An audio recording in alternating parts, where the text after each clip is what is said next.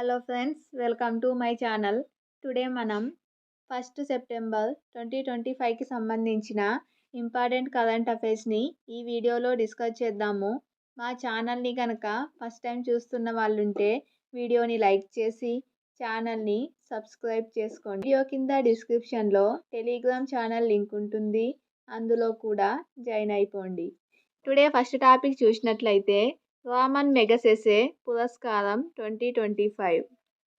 మారుమూల గ్రామాల్లో బడి బయట ఉన్న బాలికలకు విద్యను అందించే భారతీయ ఎన్జిఓ ఎడ్యుకేట్ గర్ల్స్కు Asia Nobel Ramon Magsaysay award వరించింది. 2025 ఏడాదికి గాను అవార్డు గ్రహీతల పేర్లను రామన్ మెగసెసే ఫౌండేషన్ ఆగస్టు 31న విడుదల చేసింది.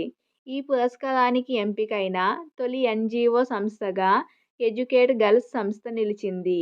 నవంబర్ 7న మనీలాలో జరిగే 67వ రామన్ మెగసెసే అవార్డుల ప్రదానోత్సవం ఉంటుంది. సో రామన్ మెగసెసే అవార్డును ఆసియా నోబెల్గా చెప్పడం జరుగుతుంది.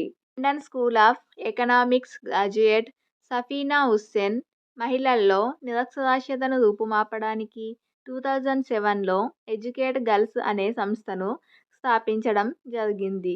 ఫిలిప్పీన్స్ మాజీ అధ్యక్షుడు రామన్ మెగసెసే జ్ఞాపకార్థం 1957లో అవార్డును నెలకొల్పారు. మెగసెసే పథకం, అలాగే ప్రశంసాపత్రంతో పాటు నగదు బహుమతి కూడా అందజేస్తారు.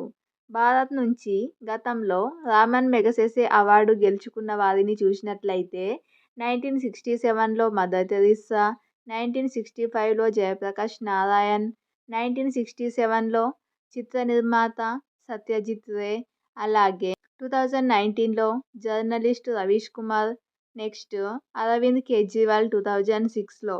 ఇలా భారతదేశం నుంచి గతంలో రామన్ మెగసెసే అందుకున్న వాళ్ళు. సో ఇది చాలా ఇంపార్టెంట్ టాపిక్. అలాగే నెక్స్ట్ టాపిక్ చూసినట్లయితే ఛాంపియన్ భారత్. దక్షిణాసియా ఫుట్బాల్ సమైక్య సాఫ్ అండర్-17 మహిళల ఫుట్బాల్ ఛాంపియన్గా భారత్ అవతరించింది. 4 దేశాల మధ్య డబుల్ రౌండ్ రాబిన్ లీగ్ పద్ధతిలో జరిగిన ఈ టోర్నీలో భారత్ 15 పాయింట్లతో అగ్రస్థానంలో నిలిచింది. అలాగే నెక్స్ట్ టాపిక్ చూసినట్లయితే ఎరువుల కోసం స్వదేశీ సాంకేతికత అభివృద్ధి. 7 ఏళ్ల పరిశోధన తర్వాత మన దేశం తొలిసారిగా నీటిలో కరిగే ఎరువుల సాంకేతికత వాటర్ సాల్యుబుల్ ఫెర్టిలైజర్ టెక్నాలజీని విజయవంతంగా అభివృద్ధి చేసింది. దేశాన్ని దిగుమతి ఆధారిత దేశం నుంచి ప్రత్యేక ఎరువుల్లో ఎగుమతి ఆధిపత్య దేశంగా మార్చగల పురోగతిని సూచిస్తుంది. గనుల మంత్రిత్వ శాఖ మద్దతుతో భారతీయ ముడి పదార్థాలు, మొక్కల ఇండియన్ డిజైన్డ్ ప్లాంట్స్ను ఉపయోగించి అభివృద్ధి చేసిన ఈ సాంకేతికత నిజమైన మేక్ ఇన్ ఇండియాను ప్రతిబింబిస్తుంది. ఇది చైనా నుంచి ప్రత్యేక ఎరువుల దిగుమతులపై ఆధారపడడాన్ని గణనీయంగా తగ్గించగలదు. మన దేశాన్ని ఎరువుల కోసం దిగుమతులపై ఆధారపడిన దేశంగా కాకుండా ఎగుమతి ఆధిపత్య దేశంగా మార్చడమే నా లక్ష్యమని పరిశోధనకు నాయకత్వం వహించిన ఎస్ఎఫ్ఏఐ అధ్యక్షుడు రాజీవ్ చక్రవర్తి వెల్లడించారు. అలాగే నెక్స్ట్ టాపిక్ చూసినట్లయితే త్రిపుర పాఠశాలలో అంతరిక్ష విద్య గ్రంథాలయం.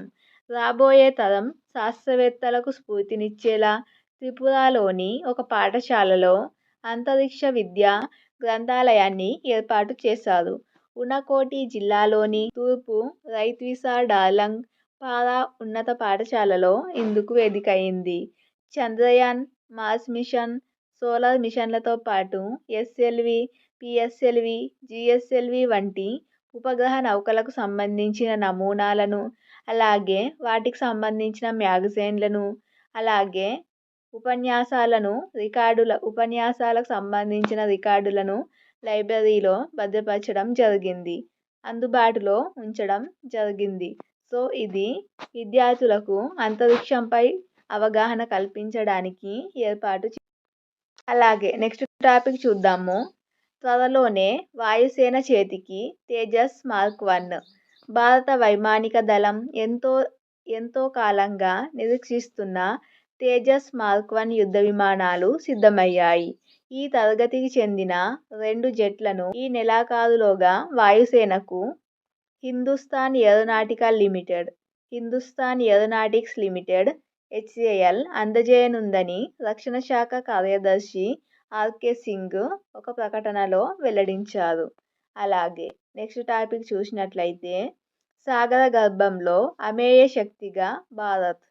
నౌకాదళానికి చెందిన జలాంతర్గాముల సరఫరా కోసం 1,00,000 కోట్ల విలువైన 2 భారీ ఒప్పందాలను భారత్ వచ్చే ఏడాది ఖరారు చేసే అవకాశం ఉంది. దీనివల్ల సాగర గర్భంలో మన దేశ పోరాట సామర్థ్యం మరింతగా రాటుదేలుతుంది. ఈ ప్రాజెక్టు కింద 3 స్కార్పిన్ తరగతి జలాంతర్గాములను భారత్ సమీకరిస్తుంది.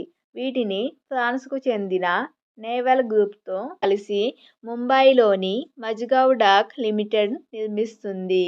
అలాగే రెండవ ప్రాజెక్టులో 6 డీజిల్ ఎలక్ట్రిక్ స్టెల్త్ సబ్మెరైన్లను సమీకరించనుందని రక్షణ శాఖ భావిస్తుంది. ఇది ఫ్రెండ్స్ టుడే 1 సెప్టెంబర్ 2025కి సంబంధించిన కరెంట్ అఫైర్స్ వీడియో. వీడియో నచ్చినట్లయితే లైక్ చేసి ఛానల్ని ఫస్ట్ టైం చూస్తున్నట్లయితే సబ్స్క్రైబ్ చేసుకోండి.